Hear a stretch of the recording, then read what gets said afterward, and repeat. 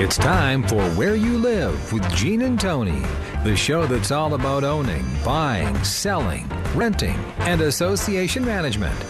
If it involves a home, we'll talk about it.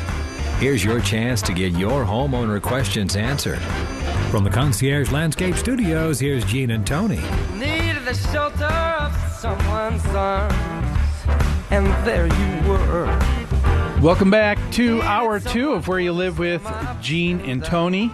And if you're just joining us, we're glad you're listening now this bright Sunday morning. Mm-hmm. We are not having our shows done live anymore, so you can't call the station number for your questions, but you can call the Where You Live hotline. Mm-hmm, that's right. You can leave us a message at 952-224-2668. Questions, comments, ideas for future shows, yep. And we'll address it at the next taping of our show. Yes, and we always appreciate all of the information. And like we said in the last hour, we've been getting more and more of the stories that we comment on from you, our listener, That's who's right. keeping track of the pulse of the nation That's with right. what's going on. That's right. Or just calling us about what's going on in your homeowners association. Yes, yeah. exactly. Well, we're going to cover a number of topics here this second hour. We're going to be talking next about an association in Georgia where the entire board is facing a recall. The homeowners may be saying, throw the bums out. And we're going to talk about that and kind of dissect what's going on there. There's also something that I think is really fascinating taking place in Anaheim, California. And it is about what started out as an election battle between someone on a board of directors has turned into an item of talking about free speech. Mm-hmm. And I think, it's fascinating, and would love to hear what our listeners think about that and giving us comments on that. And then we also want to talk about something just deals with the area of responsibility. We, on this show, I think everybody knows, if you listen to Tony or myself, week in, week out, we talk about personal responsibility. That's Homeowners right. need to have board members in their association. And we've got something where there's a lawsuit and a lot of questions, I think, in our mind that was brought up with how it was handled with the New Jersey Supreme Court. Okay. So those are the things on the docket here, the second hour. But let's go ahead with this story, and this is out of Hamilton Township in Georgia. And here's the deal. Residents at the Woodlands Condominium Association are attempting to remove its entire board of trustees or directors, citing improper management amid a criminal investigation by the township's police department. So there's a criminal investigation, too. This sounds heavy duty.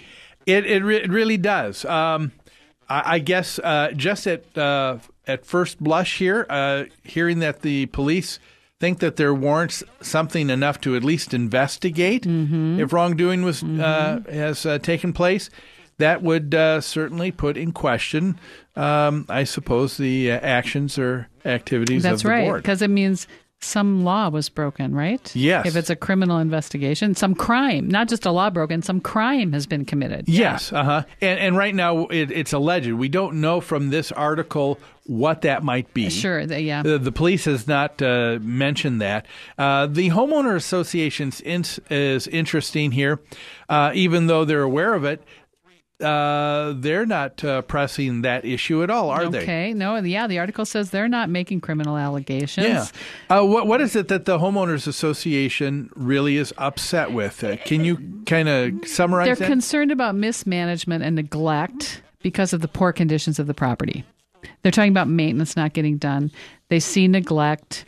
This is a huge community. It's 756 units. That is huge. They collected 250 signatures to petition a recall or a removal of the 6 members of the board, and it's over how the place is being operated. Yeah. And I would imagine that for most governing documents, that certainly is probably more than what is the requisite number. I mean, typically, we'll see 25% of signatures needed. I've seen it as low as 10. Yeah. I've seen it go up to 30, but it looked like they certainly had more than Sure, they've got that over 25%. Yep. Yeah, So they easily. had to get at least that many owners sign a petition for a special meeting or a special recall before they could even do it. Yeah. And, we talked about in the last hour about Robert's Rules of Order and how that's something that is now becoming necessary for boards in Nevada to abide by.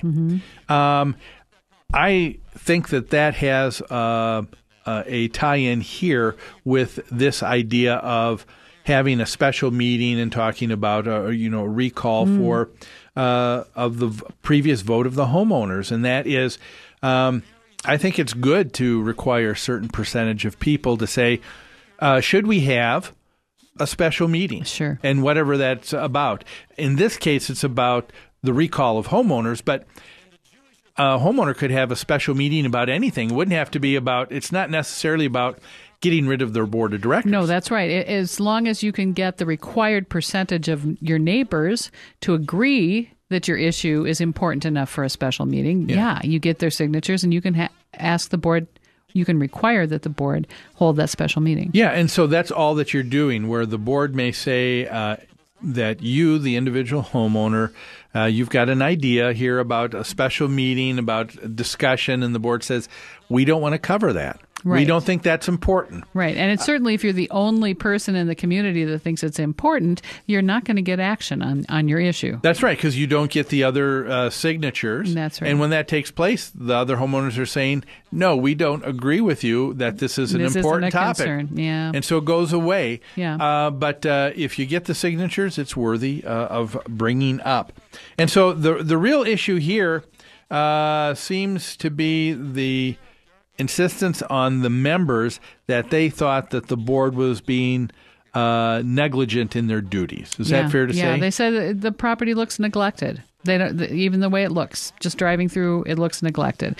And the attorney for this group stated the board collects about $2 million a year in condo fees. You'd think with that amount of money coming in, simple things like maintenance would be handled without any problem. But, we broke this down, didn't we, Gene? What a quote. So that, I mean, that to me, $2 million is a lot of money. There's no doubt it is a lot of money. But anytime I hear someone who sometimes simplifies things to that level, to me, you can't go without commenting on it. That's right. So we actually I actually did the math. $2 million in collections a year for this association breaks down with 756, was it, units? 756 units. This breaks down to $230.56 per unit per month. No, so that's what the HOA fees are. Yeah. Which is extremely reasonable in this day and age. I agree. I would say that is not... It's certainly not on the low end. It's certainly not in the high end. Well, it's right in there. But the other factor here is, what does that have to pay for?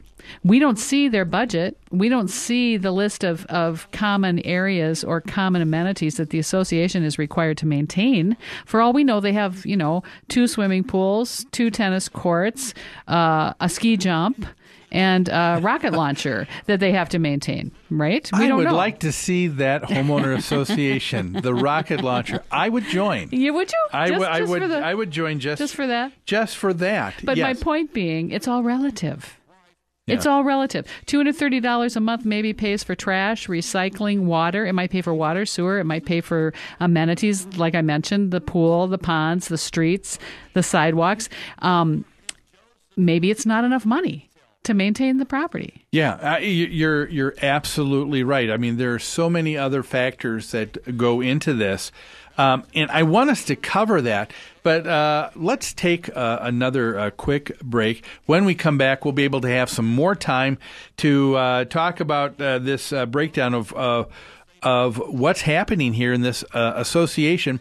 But then more importantly, we also want to talk about just some guidelines if you think that it's necessary to have a special meeting and in your homeowner association, we want to give you the tools and the things that you need to be able to do that in a respectful manner, in a way to see that something that is being considered.